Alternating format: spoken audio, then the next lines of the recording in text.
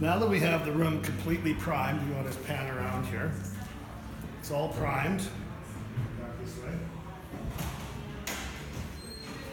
So we're going to, the first thing to do after the wall is primed, it's completely dry. I'm going to take my pole sander and we're going to go over with sanding. Now, when you're sanding, we should always wear a protective mask.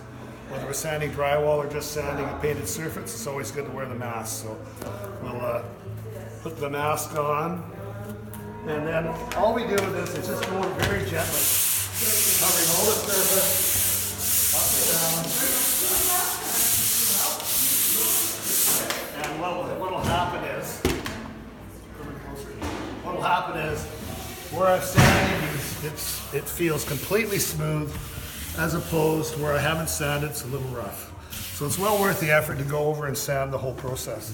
Now what we do after we've sanded all these walls, we go back and we look for blemishes and things that need to be touched up. So we just take out my trouble light and we get some spackle. This is just regular DAP's interior spackle. And I get my 2-inch knife, take some spackle out, put it on my 6-inch, use that as a platform. I've got my 4-inch to fill, and with the trouble light, we go along and we identify where there may be issues. So what we do, generally you hold the light off to the side, and you'll be able to see any blemishes, any nicks, any holes, and that sort of thing. So there's a couple little things here, so we're just gonna pull one way, down that way. The spackle is tinted, pink tinted, so once it's dry, that will turn white. We've got a couple others over here, I've noticed. Whoops. Just holding it below, you can see there's a blemish here on the drywall. And I'm just gonna go over it like that. And a quick wipe, whoops. Like so, and there's another one down here. And there's another one there, so we're just gonna go over like that. Perfect. Just wipe them clean so there's no ridge around the perimeter at all. It makes it easy to sand. Eventually what will happen is we will sand this with the sanding sponge. So in about 5 minutes, that will be ready for me to sand. And also, after we sand, we'll end up spot priming that. So it'll be primed just like the rest of the walls, and then we'll put our finished coat on. So I'm just gonna put my spackle back into the container, seal it up properly so it's good for another day. And the only other thing we've done prior to finished painting is, over here, where the drywall butted up against these 3 studs, there was a slight gap here.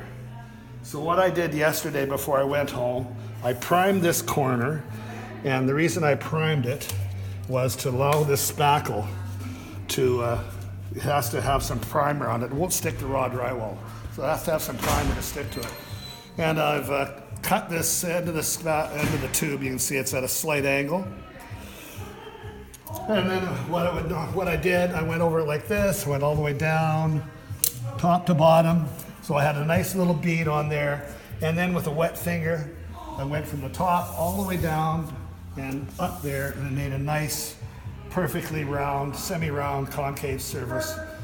And then it dried overnight. Then it was ready for us to finish paint. So now we've gone through that process. We're going to start to finish paint.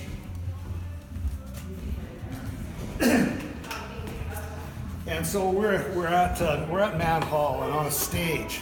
There's a lot of bright lights that come onto this stage. So because of the lighting, we're using a matte surface. So the paint we have is a very flat paint. Quite often when you're painting, you're going to use an eggshell paint or something like that, or a semi-gloss in bathrooms that's more conducive to wear and tear and wiped up, cleans easily.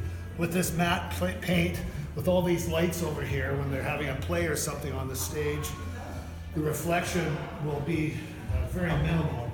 And so that's why we're using this matte type of paint to eliminate any reflection issues. So it's just like before, we'll start at the top and we will start our painting down. And always being aware of the other side. We don't want to have any ridges on this other side of the wall here. Just move my bench out of the way. And we're just going to go down. There you are. And normally when I'm doing this painting, I'm giving it a nice brush width. And this brush I have is a sash tool. As you can see, it's a slanted brush. The idea with that is it makes it much easier. Thank you so much. It makes it much easier. Yeah, no, I couldn't get. It makes it much easier to cut with and provide a straight line. So I've got the sash tool, and we're just going to go all the way through here, all the way down to the bottom. I'm working with broken ribs, and it's like And we're almost at the bottom. and then I was painting the mirror in the bathroom, and then I just went to put it down, and I like There we have it like that. and Okay, cut. just touched my ladder. Yeah.